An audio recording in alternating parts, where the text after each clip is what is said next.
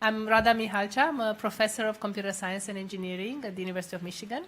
I'm also the director of the Michigan AI Lab, which is organizing this event together with the Ann Arbor Library. And we started this series a couple of years ago with the goal of really engaging with all of you in conversations about AI. We think of these conversations going both ways. We want to share more about what we do and what we think about when we do research in AI. But also we want to hear from our community about what is on your minds and what you think about AI and all these technologies that are coming up. Or maybe even providing ideas for what would be cool things to explore that would be of interest to the community. And of course, when it comes to AI, we are not lacking topics of interest, including what I would call now the elephant in the room. I think everybody is talking about ChatGPT and more broadly generative AI. We've seen a lot of these models coming out. As researchers, we see also the open source ones, the one that you can only use as a computer scientist. But then aside from ChatGPT, there are also the ones that are more like user-facing, like BART coming from Google and a number of others. So what we want to do today is really engage in a discussion about what are these models. So we'll have a activity just to try to give a little bit of insight, like how are these really models trained, and then also talk about what are some capabilities and limitations. Now, with these kind of models, we could also just skip together all these like Friday night AI, skip the human engagement, forget about all the experts, and just ask ChatGPT, what are you? What are your capabilities? What are your limitations? And actually, I did try to do that. So I asked ChatGPT, what are you? What kind of applications can we enable? And this is what ChatGPT said. I'm ChatGPT, an AI language model developed by OpenAI. I've been trained on a massive data set of human language, allowing me to generate responses to prompts and questions in a way that can mimic human conversation. Some of the applications for my technology include customer service chatbots, virtual assistants, language translation, and content generation. While I can be a useful tool for a wide range of tasks, it's important to remember that my abilities are still limited, and I'm not a perfect substitute for human expertise. So with that, and that validation, when I actually skip the AI and go back to human expertise, I'm really happy to have two experts today joining us who are working in natural language processing, which is really the kind of technology that's behind these models. So we have here Dallas Card, who's an assistant professor in the School of Information at the University of Michigan. And he works at the intersection of natural language processing and machine learning. Prior to joining Michigan, not that long ago, he was a postdoctoral scholar at Stanford in the NLP group and Data Science Institute. And we also have here Naihao Deng, who is a PhD student in the Language and Information Technologies Lab in Michigan AI. He works on natural language processing, and his research interests are in understanding the way human beings perceive the world, and also NLP for real-life applications. And I have to say that I have also been working myself for more than 20 years in natural language processing. So while on one side I'll act as moderator, I will also act as panelist and also contribute to this conversation myself. Some logistics were shared already by the Ann Arbor Library staff, and thanks for that. So the plan is that we'll have a hands-on activity, and you already have a paper for that, and Naihao will be leading that. And afterwards, Professor Card and myself will address a few aspects of capabilities and limitations of ChatGPT, and then we'll open it up for questions. This event is also broadcasted. We cannot really get questions from online, but there are people who are watching online. And with that, Naihao is all on you. Hi, so before we get to the discussion, we have 3 activities. So here on the slide is the first activity. So anyone want to volunteer to fill in the blank of these sentences? Go ahead. She opened the sink and pulled out a bucket of paper. Buckets of papers. Anything, right? Yeah, sure. And any other answers? Go ahead. What? Sentence one. Okay. Any other answers to sentence one? Go ahead. Drawer and sheet. I'm sorry, what? She opened a drawer and pulled out a sheet of paper.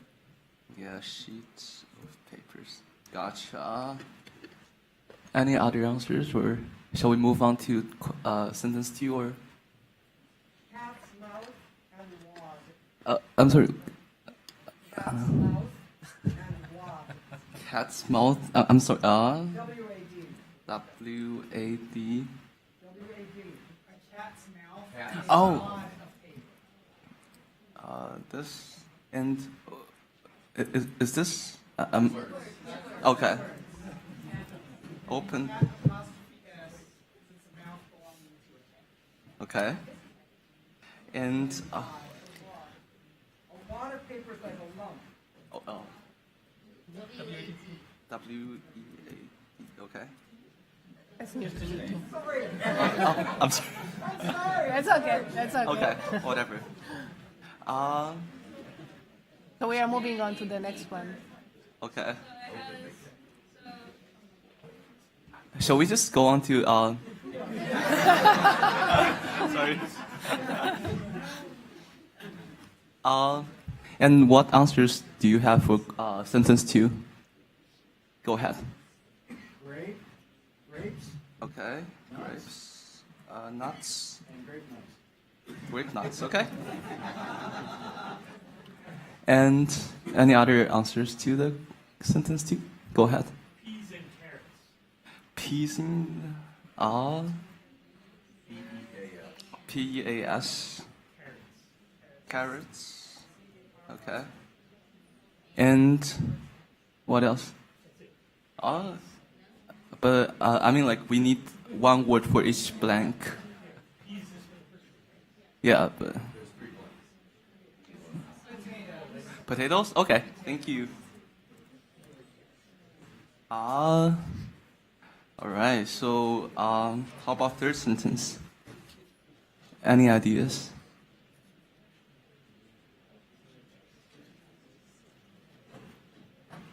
Bathe in her favorite bath bomb. Bathe in her favorite what? Bath bomb. Bath Bomb. B-O-M-B. Yep. Okay. And go ahead. Favorite chair. What is the first word? Okay. Relax. All right. So, seems that we have come up with different answers to these sentences. And how does language models decide what words to fill in those blanks? We can go to the next slide. So basically, the model learns how to fill in those blanks by by reading a lot of sentences written by human, and then the model chooses the most probable tokens to fill in those blanks. And in the self-training process of the model, it also compares with the actual text written by human to adjust the prediction of the model itself. Right. So that's the first activity. And the second one is about autoregressive generation of the text. And also for this blank, please fill in one word. To be or not to be, that is the question. Any other answers, or? A perspective. That is a perspective, okay. But it seems like most people would go with the first one, right? It's just, yeah. All right, how about the second sentence? I went to... but it has 3 blanks. You have to...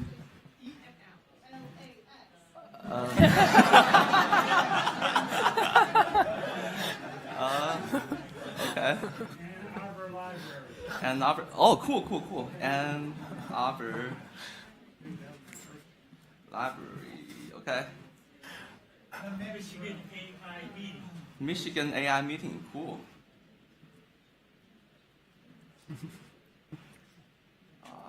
It's not meeting. Cool. And men's room. The The men's room. the men's room. Men's room? Okay. Something like this? Okay. Looks like we have enough for the second. How about the third one? Sorry? Library. Okay. Any other suggestions? What? L what? I D I H E. Okay. D I H. Okay. Bookstore. Okay. Cool. So it seems like we also have a lot of answers to this blanks. So it seems that we have some consensus of the first sentence because it's just so famous. Yeah, and for the second and third, it seems that we have a lot of answers and how to interpret this result. So the takeaway message here is that famous sentences get consensus for text completion, and it's also the same for models. And also the generation relies on the context and previously generated words, so that we see that for the third sentence, we have a lot of consensus to where we should go to borrow the books. And for the third activity, so you each of you should have like a paper, and please fill in the blank for the paper. Mm-hmm. Despite the runners persevere and cross the trash-littered Broadway, The trash. littered The Broadway, trash near 57th Street near 57th Street in New York City. in New York City. Wow, that's a long. The trash. Now, how do you want them to write down on their paper or to say it out loud? I'm just gonna collect it myself and put it here. I can make it simple. Uh-huh. Cross Broadway.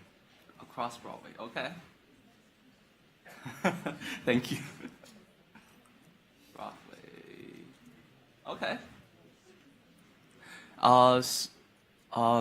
And for the second one, I think some of you got this one. And what is your answer to this? Raised. The runner raced. Okay. And also, I think some of you got this sentence. So what? Mhm. I'm sorry, what? Time, okay. Time? Okay, cool.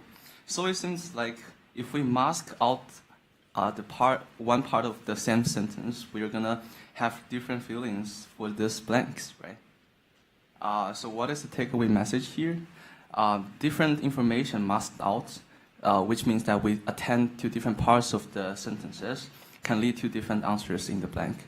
And this is also the mechanism for the model. So if it attends differently to the sentence, it's gonna generate something differently.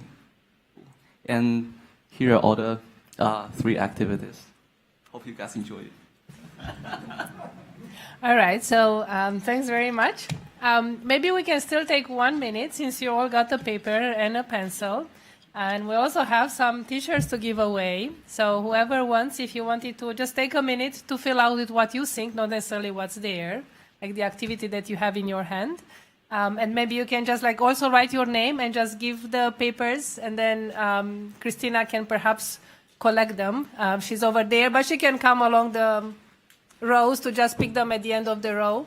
And then when we are done, we'll do a drawing from those pieces of paper that you send whoever wants, and then we'll have a couple of t-shirts to give away with AI. So just 1 minute, fill it in with whatever you think, and make sure you write your name so we have a name to call. Just a few minutes late, but if you could just explain a little bit, try a few people that Sure. do not know, understand what's related to AI. Gotcha. We are going to do that. So we are now, this was just a warm-up, so we'll have a discussion on how that works. And folks, when you're done with the papers, if you can pass them into the center aisle because it makes it so much easier to pick them up. Yes, thank you. Make sure you write your name so we can call a name when we do the drawing at the end.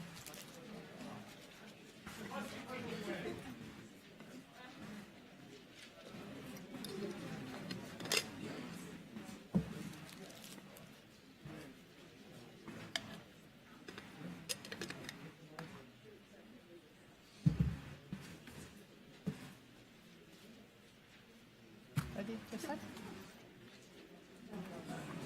So I think I'll skip the first one. I'll go straight in. All right, so we can start with our conversation. We have prepared a few questions just to provide the background and hopefully also answer the question that was just asked, like how does this relate to what ChatGPT is doing? So hopefully you'll answer that. And then we'll leave some time for questions from you. And then at the very end, we can do the drawing based on what you just submitted.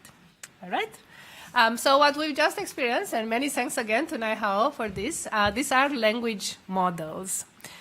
So first question for Dallas, just talking a little bit about language models.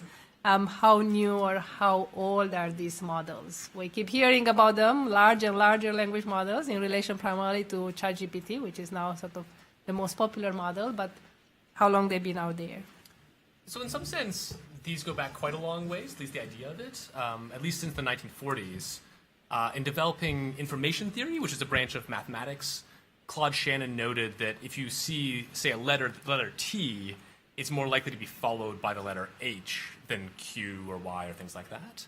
And there's sort of a system, a regularity to the occurrence of letters or words in language. And so we noted if you could estimate these probabilities, you could randomly generate letters or words that would produce text that looks much like English. But of course, this essentially requires computers at a fairly large scale to estimate these things. So it really wasn't until the 1990s that we sort of started working a lot on this topic and made a lot of progress using sort of older methods.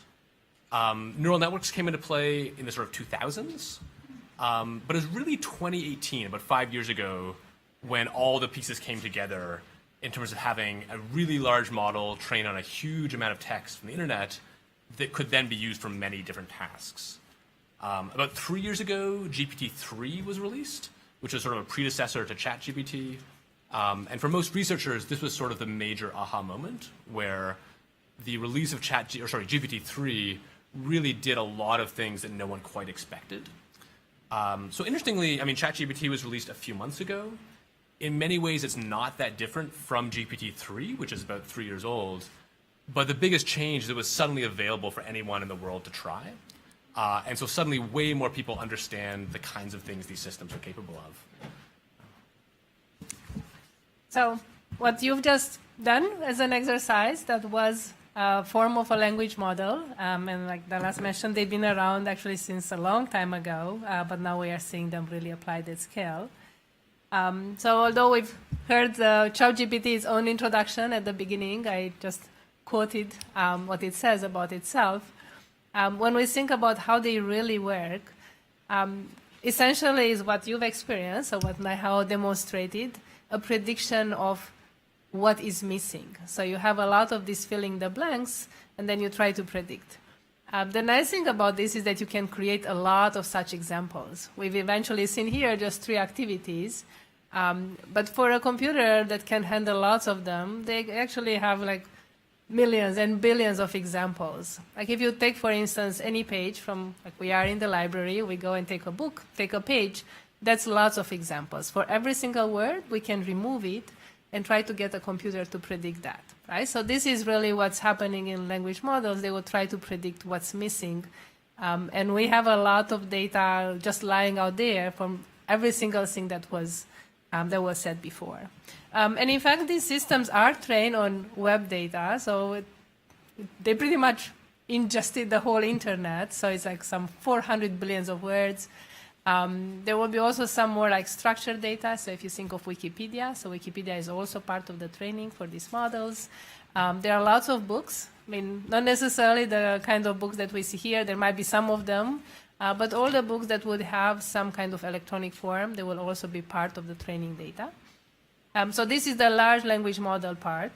And then on top of that, which was, again, as a technology is not necessarily new, but it might be new in terms of how it was applied, there is this instructional part. So on top of the language models are known to oftentimes become racist or sexist just because that's what's in the data, right? So you can easily get some really bad output out of it, like really toxic language.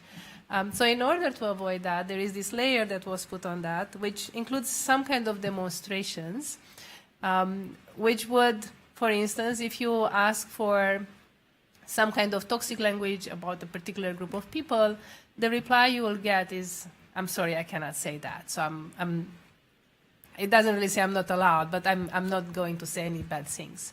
And that's because of this layer that was put on top of the language model, which is some kind of demonstrations that both protect. You may have heard the term of guardrails, so putting these guardrails around the language model, and also would provide some demonstration for certain tasks that we may do, like for instance summaries or listings. So you can ask ChatGPT, give me some ideas for birthday for a 10-year-old, and it will give a listing. Somebody eventually provided that as an example. If you ask for a list, you need like 1, 2, 3, 4. So that's what a list is. So that kind of demonstration. And then there is also, I'm curious, how many of you have used ChatGPT? If you can raise your hand. Wow. So there you go. A lot of data for these models to train on. So all the feedback that you provide, you have the ability to give a thumbs up, like this is good or this is bad. So all that kind of feedback, not necessarily. So I'm still a little unclear to what extent the data that we provide as users is actually used. The latest is that they don't use it, so that was some indication that I read. But the thumbs up, like yes, this is good, or no, this is not good, that's some kind of reinforcement on the output they provide, and that's being used as well. So with that brief intro on how they work and how they really build on technology that's been out there for a while, but now it's really being scaled up. Dallas, if you want to share a little bit more about what you think are the main capabilities, like maybe if you were to list the top, I don't know, 3, 4, how many you think? Yeah, actually, even before that, I'll just add one point to sort of how they work, which is that the one sort of part that often confuses people is you get this impression where you give it a question and then it produces a whole long response in response. And the amazing thing is that for the most part, that's happening only one word at a time. So in some ways, the models only do one thing, which is given a sequence of text, they produce one word. And so to produce a long paragraph, they basically add the word it produces to the end of the input you gave it, and then it produces the next word. And it does that again and again and again.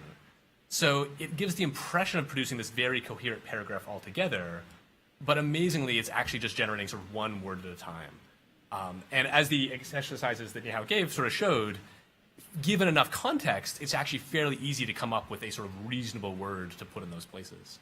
Now, for ChatGPT, there's probably some magic on top of that, but that's sort of the base form of these things. In terms of capabilities, it's actually a very hard question to answer.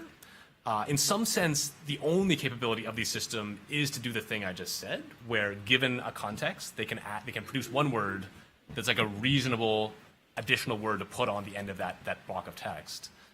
The tricky thing is because language can do so much, you can express a lot of potential capabilities in that one format of just outputting one word at a time. And so, within NLP, we often analyze capabilities in terms of specific tasks. So something like machine translation is the task of taking a sentence in one language and translating it to a different language. And this is something that was extremely hard for a long, long time, although there's been great advances in the past 5 years or so. And so to say, can ChatGPT translate text, we need some sort of benchmark or evaluation to say how well can it do this compared to other systems. So for a variety of different tasks, we find, in general, ChatGPT can do a lot of things fairly well. So things like machine translation, it was not designed for this purpose, and yet if you sort of give it instructions to do this, it ends up producing output that is a good answer to the thing you're asking. That being said, in most cases, it's not going to be as good as a specially designed model for that purpose. So for things like question answering, it won't be as good as other models people have made, which are fine-tuned on examples like that.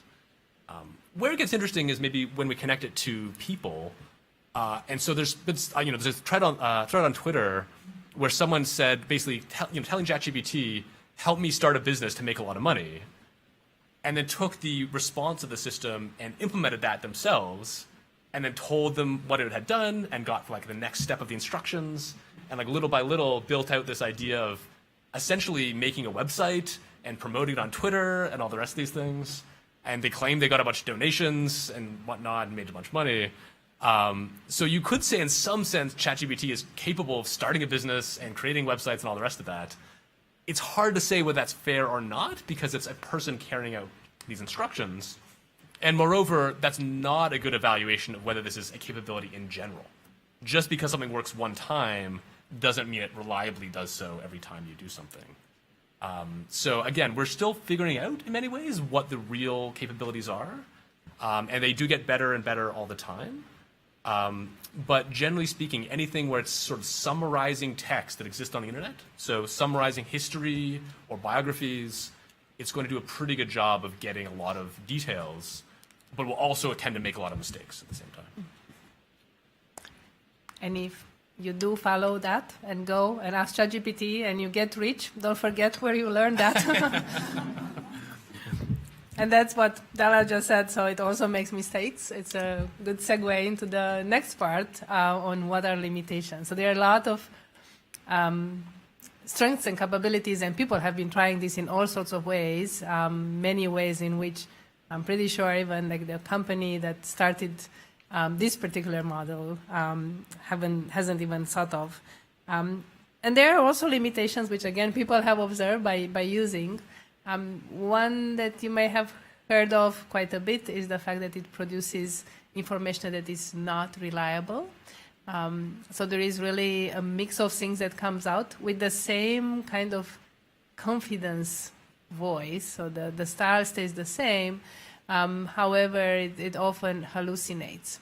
So hallucination has since become a technical term, which really refers to the fact that these models, and again, it's not only ChatGPT, all the other models out there will just make up something. And it's not giving you any indication that here, I'm not really quite sure, it's really just saying it, and it's up to you as a user to figure out what is the real part and what's the made-up part. Now, the side effect of that is that it's very easy to create misinformation, which is something that personally, I would say I don't like to use the word concern in general in life. But I think this is something that we really have to pay attention because, say, if you ask for some kind of information and it gives you back something, if you are an expert, it might be easy to figure out what's true, what's not, and filter through what came back. If you are not, then you might say, just based on the tone that's being used, that everything is correct. And in fact, part of it might be just misinformative. And if you put it out there, maybe share it with others, that's how we really start misinformation, right? So it will just be shared and it just gets out there. And I would say another limitation, and some of these systems have been trying to address that, is really not pointing out to its sources. So we mentioned that, Dallas mentioned that, Nahao mentioned as well, that it's really trained on a lot of data, right? So somebody wrote that data, and it could be just casual text that maybe you wouldn't cite, but there are also like papers, there are books, so there are sources, and those are never mentioned, right? So it will say something, but you don't know where that came from, which for one is not giving credit. Second, it's also in terms of reliability. I mean, who said this? Was it demonstrated? Does it come from a scientific paper? Does it come from this person's opinion? We really don't know that. So I would say that's another current major limitation. And there are a number of others. We actually experienced one with the activity that Nahao ran. When you say to be or not to be, that is the, as you and I, it's very hard to escape our own memory, right? So it was hard to produce something other that is the question because we have that in our minds. The same is for these models. It's hard to escape their own memory. So if there are things that are just like said very often, then it will just really go first to try to reproduce that as opposed to being creative. Reasoning is another weak part. Not knowing what you don't know, which is also a problem or a difficulty for humans, but that's a difficulty for these models as well. And there are a number of other things. But I will stop there, and I'll pass it back to Dallas to talk about some other, I would say, important topics, which are ethical implications, societal implications. So if you want to address some of that. I mean, that's such a huge topic in itself. I don't think I can. That's why I pass it on to you. Exactly. Yeah, you had mentioned earlier sort of controversial topics and how this might respond to these. There is, of course, a question like, what is controversial? And so you can ask ChatGPT, like, what's a controversial topic people ask you about? And it'll talk about things like, should all children be vaccinated, or should abortion be legal, or things like this. And if you ask it these questions, it typically takes a fairly both sides kind of approach, where it'll say, this is a controversial topic. There's not a single answer that's correct.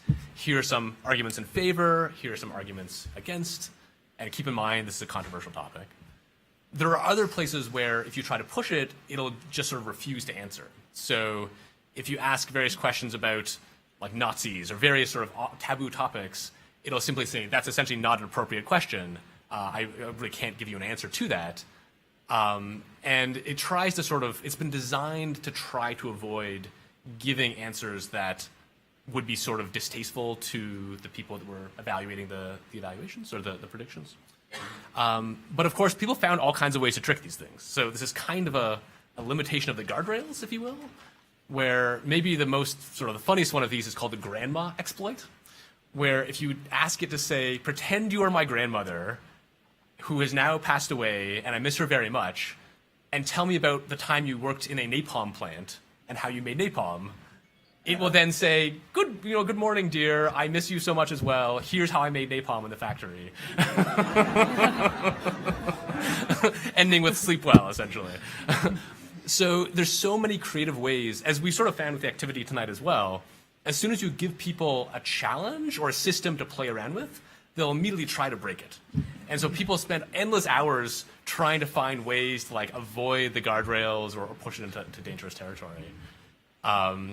So, the controversial topics is one place, but the ethical considerations are just sort of huge that this introduces. A massive one is just data ownership. We don't exactly know all the data this was trained on, but most of it was scraped from the web. There's strong evidence, for example, that's using copyrighted books, as well as code that was not given a license to be used for this purpose. There's also issues around privacy, where people put lots of information online that they don't intend to be public in any way, even though it is accessible by others. And some of this may be recoverable from the model. So, if you've seen someone's social security number a lot of times, and you give it the first X minus 1 digits, it may be able to provide the last one if you have the name. Right? It's hard to find the best examples of this, but it can, as with the Hamlet quote, memorize a lot of information and sort of regurgitate that under some circumstances. So apparently there's a case where Samsung had some engineers who submitted proprietary code to the system for help in debugging, and they had to make a new policy saying no one's allowed to use this, basically, or something along those lines. I think you mentioned misinformation, which is obviously a huge factor. This has basically lowered the cost to produce text that sounds very convincing. This has issues for, basically producing false information, but also things like notice and comment on government decisions. It's now very easy to simulate text that sounds like a person wrote it. This also applies to college applications. There's so many places we try to test for the ability to write language as a critical human ability, and that's no longer really only in the realm of humans. And then, I don't know, there's probably more we could come up with as well, but I'll allow you to add to the list if you like. And in terms of, I think and in this room maybe we are fine with how it works now being so Western focused. But when you really start poking it for knowledge of other cultures, it's quite limited. And so whenever this would be, like the assumption is, which I think is really a false assumption, that there is a one-size-fits-all, this is good for everybody, it turns out it's not, including in what Dallas has just mentioned, like limitations. I'm originally from Romania, and I just try to see what he knows about Romania, and I ask about role models, for instance, in Romania, for like male role models, and I was given back Nicolae Ceausescu. So it looks like many of you know who that is, and I think that for a Romanians is really unacceptable. You cannot say, well, it's a public figure, he was a leader, I mean, and so what? I mean, that doesn't make that person a role model. And I'm sure there are many others. So the fact that it's so Western focused, it limits a lot the knowledge that's being shared. And as people will start to use it, that can have a lot of implications, which some will be in the ethical space. I mean, I wouldn't want Romanians to grow up thinking that Nicolae Ceausescu is a model you would want to follow, for instance. Another one we could touch on clearly is just the effect on labor and work and jobs. This is very speculative at this point. I don't think we have really strong evidence one way or the other, or exactly how this will play out. But certainly there are lots of jobs that involve editing or copywriting or producing text to specifications. You know, for a long time, I gather certain news articles on fairly rote topics like sports scores were perhaps already produced by machines in some sense. So if you know the score, you can write a reasonable article to summarize a game. We'll probably see a lot more of that in the future, which sort of decreases the value of that particular type of labor. I expect we'll see integration of these tools with jobs, so it won't be all jobs get replaced all by people or all by these machines, but rather people will begin to work with them in collaborative ways that might lessen the number of people required, but might also produce demand for more text because it's a cheaper thing to produce potentially. It's really hard to predict at this point. All right, so I think also looking at time, probably we can open up for questions. So if you have questions, I suggest going to the microphone just so everybody can hear well the question. I'm actually going to put the microphone back into the middle. All right, thank you.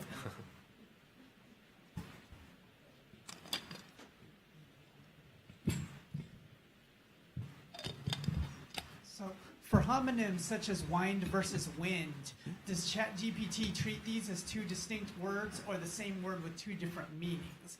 And how does it also parse for common human errors like your and your? And do you think there's value in reproducing the human errors as opposed to simply abolishing or correcting them? So 2 questions there. Yeah. The first one is, the simple answer is it treats the homonyms as the same.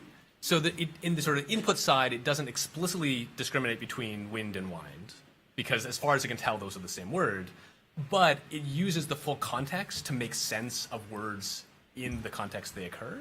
So if it sees "please wind something," that's going to be interpreted as the verb rather than the noun.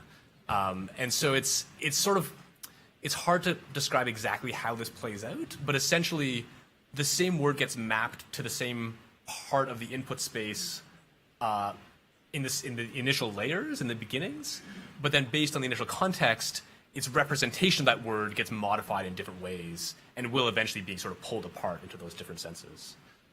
On the second question, I think it's extremely interesting to ask, like, how is it, are we encoding errors in language? Should we try to get rid of them? I think the sort of linguistics perspective is often that there's no true proper use of language. There's many different ways of speaking, many different dialects, and almost anyone's language is essentially as good as anyone else's.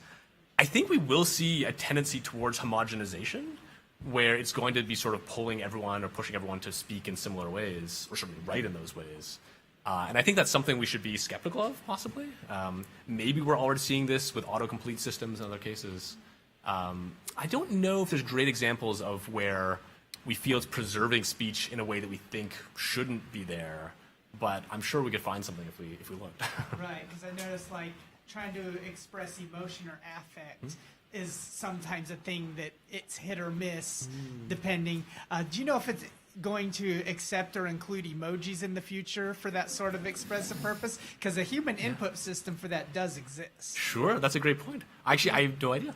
Yeah, I don't know either, but that will be, I think we'll need some guardrails, right? So what kind of emojis you put out there? And there's certainly no reason it couldn't, in principle, do that, because each emoji is just sort of another letter as far as the system is concerned. Right. But they expand the sort of space of possible letters. All right, thank you. Thank you. Hi. So it seems like all of the buzz around these large language models stimulated leaders to write a letter asking that research be suspended in AI. That letter signed by our boss, rather. but I guess not by you. What do you make of that? Since you signed, do you want to? Oh, you I maybe? no, so my name is not there, but I can see both sides. I think on one side, the technology, it's not only the technology. So technology has been there, like we mentioned, it's been since the 40s as ideas, but more lately in terms of actually being implemented. Google had similar things for at least 2 years, but they refrained from releasing them because they didn't really figure out what would be the policies, that would be the right set of policies around that. Whereas now, because, say, OpenAI released it, Google is rushing to release its own, and other companies. It's really my own terminology. Nobody has said that, but it feels a little bit like a gold rush. So it really, similarly to what happened many years back, and we don't have enough time to create policy. So I could see that side of not stopping, but delaying until we kind of get our act together to also have ways to handle, like, for instance, all the misinformation that will be produced. Who's responsible for that? We don't know. They're talking about an existential threat to humanity, not getting an answer wrong. But and that's I think it's a controversial topic. So some people believe one. I really personally, as I could call myself an expert in AI, I don't really think it's there. I think there is no existential threat. It's more in terms of coming up with the right policy, and I actually think there is a lot of potential we see in these technologies to help us get better as humans. Earlier, you talked about the issue of citations and how ChatGPT, for example, doesn't provide them. When I'm doing research, often I will be looking through various databases and, for example, using keywords and other search terms in order to find the information that I'm looking for.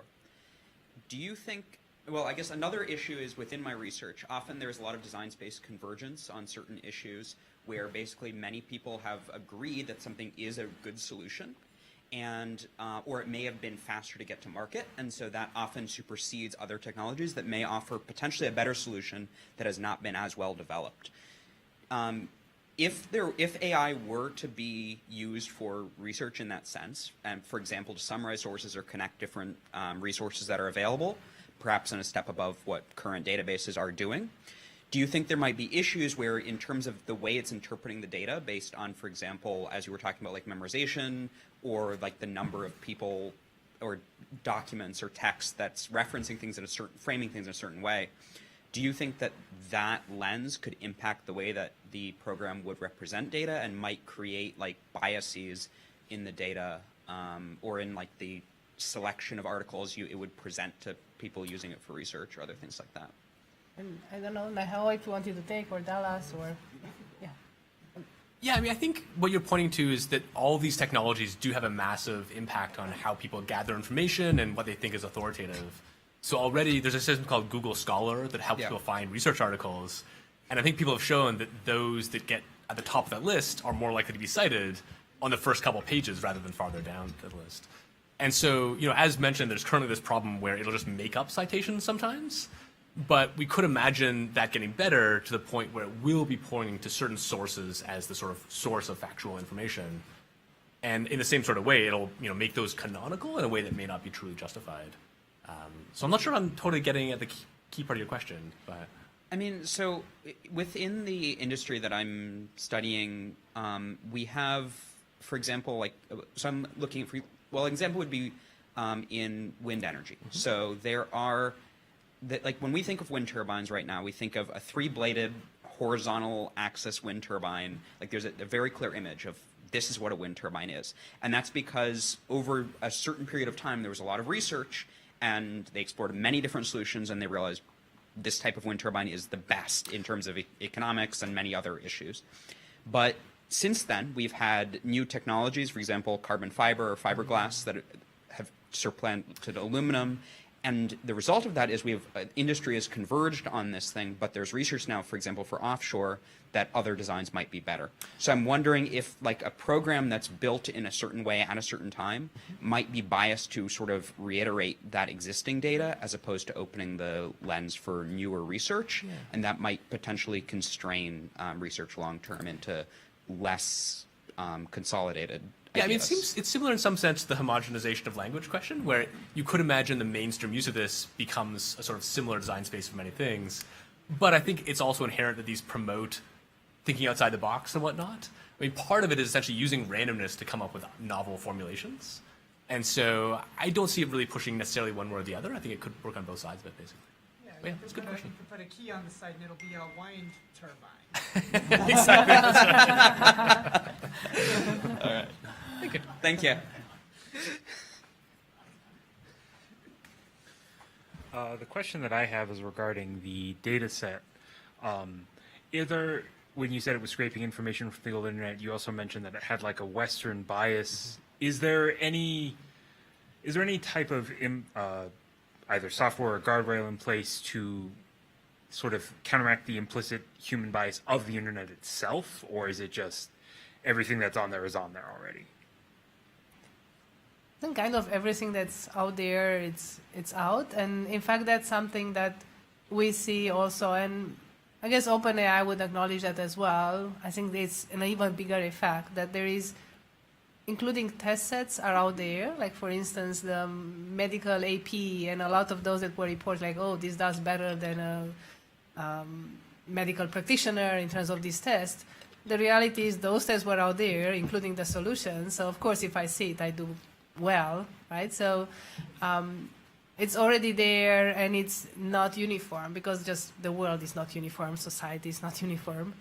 So in order to have this, like this, I would say, other cultures represented, there is a lot of representations already, to be fair, right? So you could ask about what is the traditional meal in a certain country and it will tell you, but it doesn't necessarily know very deep that culture. So then that will require more effort. And that, I would say it's not there yet in terms of how represented a certain culture is. It's very ununiform. Western cultures are very represented. Others are very little or even not at all. Thank you. Hi. So, as a psychiatrist, I would comment that the concept of hallucinations is actually not the best word to describe what's happening. And if we were asked ChatGPT, explain what is hallucination and what is a confabulation, we would probably find that the term confabulation better fits this prediction gone awry due to lack of context and ability to integrate historical memory and what is known and unknown, and therefore responding with plausible sounding statements in response to cues, but which are actually contextually wrong. So this leads me to my other larger question for you, which is that is there in these models an inherent assumption that intelligence is the same as rationality, expertise, and is that true? And secondly, even if true, is that the same as a complete description of consciousness? Because certainly in my experience working with human beings, consciousness is a realm that is full of accuracies, errors. Sometimes the errors tell us a lot more about the nature of consciousness and human experience than expertise and accuracy. And I sort of, in my own experience, kind of sit at that paradox because as a physician, I'm supposed to be scientific, rational, and an expert in applying my understanding of what's taking place. But I'm quite convinced that that's not a sufficient description of what is happening. Sure. Like, how do you want to? Sorry, I'll put you. I know we talked about theory of mind earlier today, so if you wanted to say anything I feel about it's that. just this question is really big. It's the first one is about like the relationship between the intelligence and the expertise, right? We're saying that like we human beings, probably I'm not an expert in medication, but I would say I'm sort of intelligent. So I feel like it's those two things are sort of like different. And for consciousness, it's really hard to define. There are a lot of research in neuroscience, cognitive science, and psychological study. I don't think I don't know. I feel like conscious is about like knowing yourself or something. Like it's something really deep, and I don't think the ChatGPT has get to that place, get to that point yet of like being conscious. But that's my own perspective. There are also other people in the field. I mean, it's a debating, active research area, and there are people saying that they believe ChatGPT has conscious. It's really hard to tell. I just want to add, I really appreciate your point about confabulation versus hallucination as well. In part because I think it illustrates the challenge that people create words to describe these things, and because the system so much breaks our model of what machines are capable of, we're sort of scrambling to figure out what words are appropriate and redefining them as we go.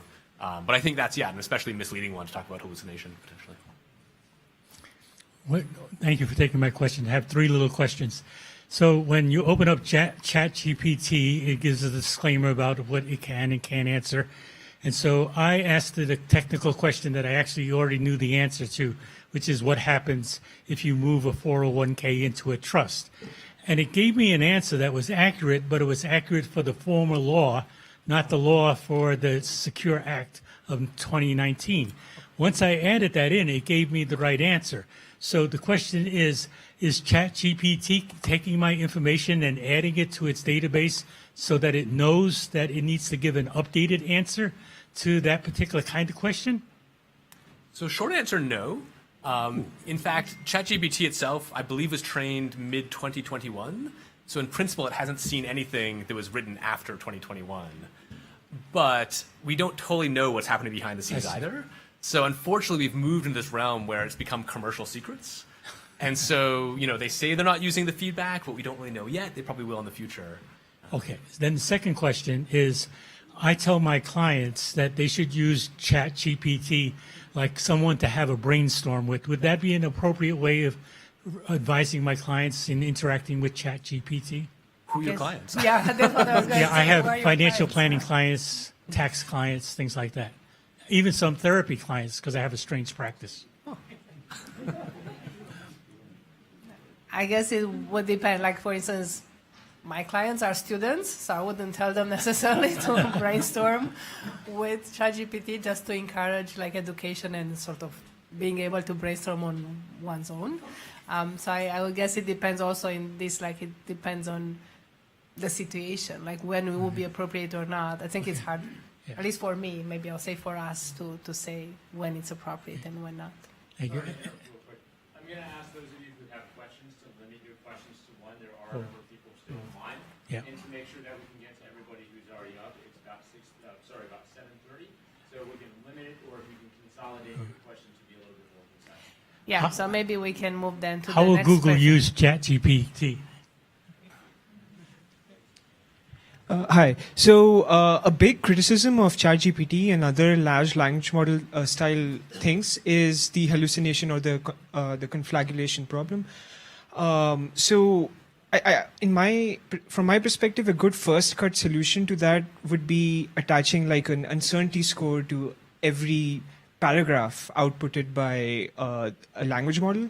So I was wondering if this kind of uncertainty quantification for like large language models, if this was a hard problem, or if this is something that could be done with the current things.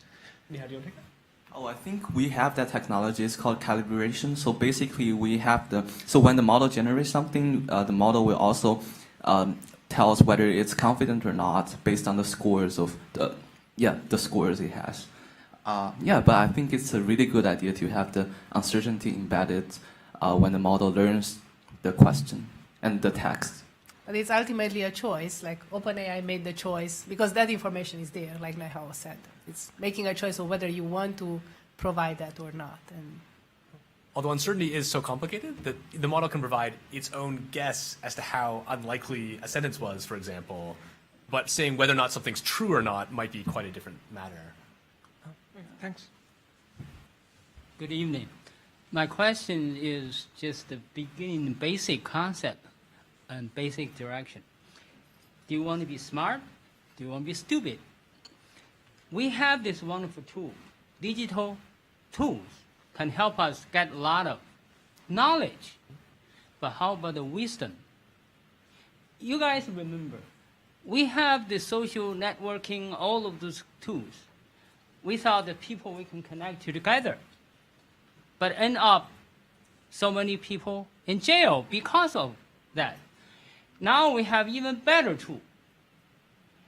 So whatever tool is going to develop, we human beings, do you guys agree? Social animal. That means without the crowd, wisdom, there's no wisdom. So ChatGPT, whatever format it is, I don't have it yet. That's why the audience and speakers can help me understand where we are. Thank you. I think it's a big question. I don't know that we necessarily can answer. At some point, we can just draw a line and say no more tech, or we can draw a line and say no more tech, no more social media, or we can embrace progress and try to get the best out of it. And for me, that's where I stand. I don't know that we can, in fact, stop this, whether we like it or not. And so it will. To me, it's more about how we can leverage so we get better as opposed to get weaker. And maybe we can, if you want to say it, we can move to the next question. Just very quickly, I mean, in some sense, the people are still there. You know, it was trained on text written by people, so all their voices are to some extent represented, but again, it's this bias sample. People are involved in tuning it to try and produce non-hateful content and so forth. But yeah, I think it's going to change how people interact with other people, for sure. Thank you. Hi. So my question is about the explainability of like LLMs in general. So like one thing that really impressed me the first time I was using ChatGPT and other transformer models in general is like how good it is with just grammar in terms of like agreement and all that stuff. So I was wondering can you tell us a bit more about new research or just the field of research in general into ChatGPT and other LLMs, how their internal understanding of like syntax, grammar, semantics, and all that, or any higher level understanding of languages in general? Because as you said, they're predicting the next token instead of like constructing a sentence from the ground up. Thank you. So we see, for instance, that without necessarily having seen data in multiple languages, there is like the ability to understand how to translate. There is work that's trying to get to what is the inner understanding of language models with respect to language. To be honest, I haven't tried. I don't know if maybe Nahal or Dallas have tried to see like syntactic knowledge. I haven't tried myself. It's not explicit in the model, but I wouldn't be surprised if it knows it. I have seen papers like saying that there's some ability emerged, like the semantics or syntax ability emerged implicitly within the model. But I think it's debatable. And the tricky thing is, I mean, in some sense, we have a perfect explanation of exactly what's happened. We have all of the mathematical weights of the model that do the calculations, and that is the complete explanation of what's happening. What we want is a simpler or more comprehensible explanation, but anything like that will necessarily be a simplification of the real process. And so there's just kind of a tension. We'll never have a simple explanation of what's happening. Hello. So my question is about translation. Since ChatGPT is a generative text model that it just predicts the next word, then how does it, if you give it a block of text to translate, what does it do to translate that block of text? This gets to the explainability question that was allowed to say, where it's hard to answer with a very definitive, satisfying answer. Basically, there's enough data it's seen where the idea of translation cues a certain change in the output space effectively. So even though it's not understanding the instructions per se, I don't think we'll be able to answer more questions. Sorry, we are out of time. The way you ask that to happen cues a certain modification of the input, and so it then just begins generating tokens in another language. And most likely internally, corresponding words in various languages are sort of like close together in the representations, so it's not that much to sort of go from one to the next.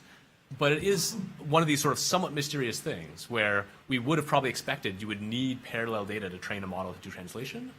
But as you get larger and larger, both in terms of the model size and the data it's trained on, unexpected things sort of emerge from that.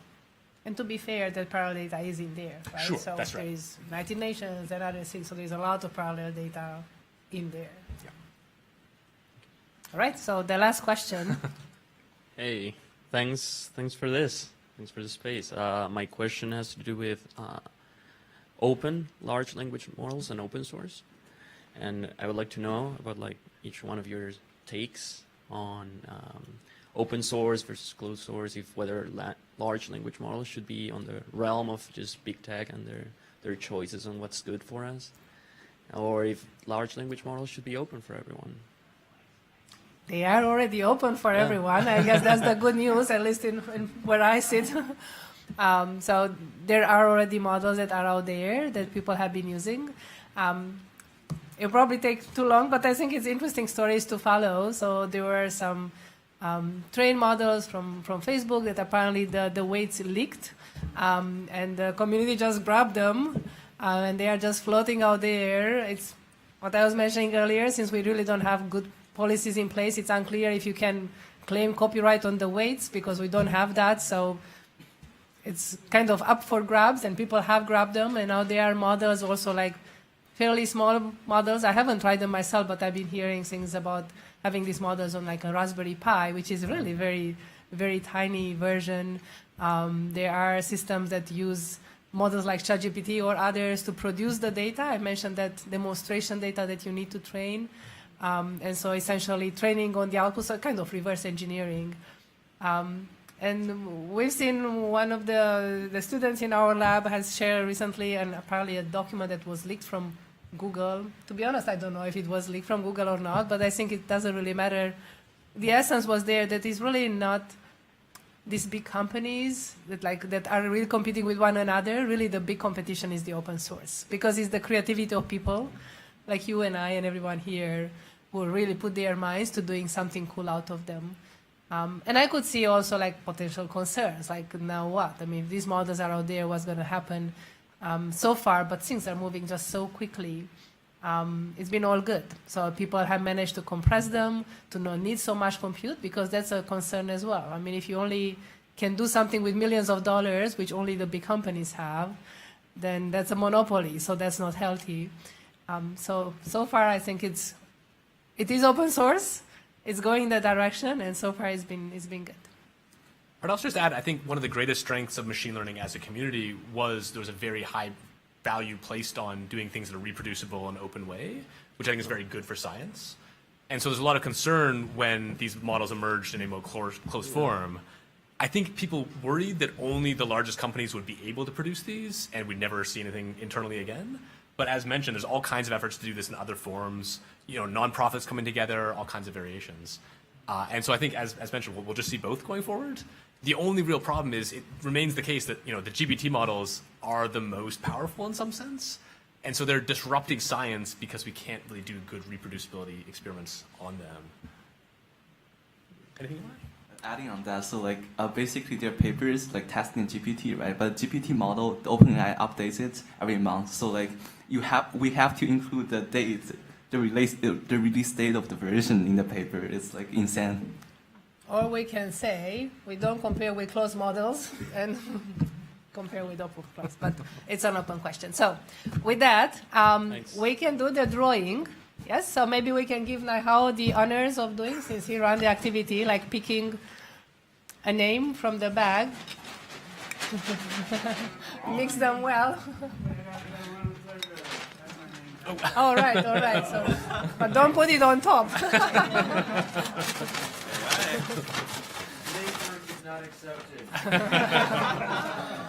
And Christina, with many thanks to her for helping us. We have one T-shirt or one T-shirt. Okay, so one drawing, the lucky winner.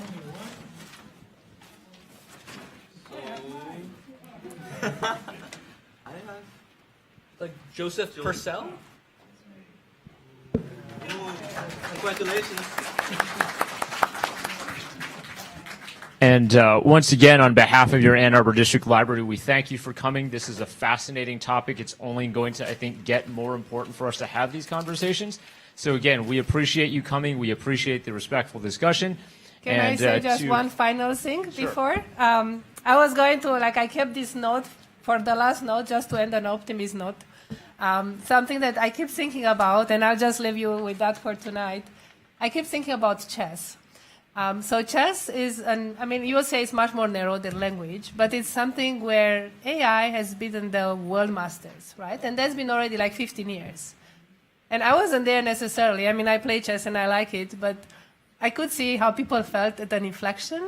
So we were at the point to make a decision. Should we say, well, AI beat the best people out there, just kind of go home, and that's that, we draw a line, forget about chess? Or, which is really what happened, we could say, well, let's keep enjoying chess, and we keep seeing championships and world masters, human world masters. And instead, what we are doing, we use AI to get better. So I use it myself, my kids use it, and I think this is really, we are at that point. So because these technologies are not going to go away, right? Whether we like it or not, it's here. So if we can think of a way to turn it around and use it for us to get better. And I think it's really, that's something for everyone to think that way, for you and us, how we can turn it around to really for us to get better. And with many thanks to the library for hosting us.